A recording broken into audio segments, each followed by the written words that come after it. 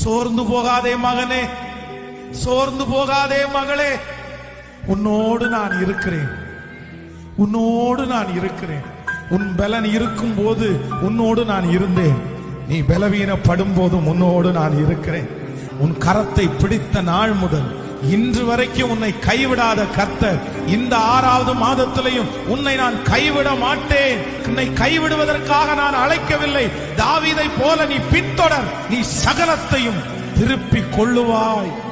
நீ இழந்த பதவி உங்களுக்கு திரும்ப வரும், நீ இழந்த இடம் உங்களுக்கு திரும்ப வரும்.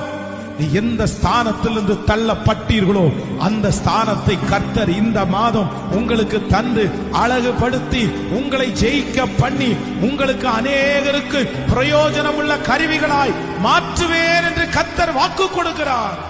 நீ பின்தொடர், சகலவற்றையும் நீ திருப்பிக் கொள்ளுவாய்.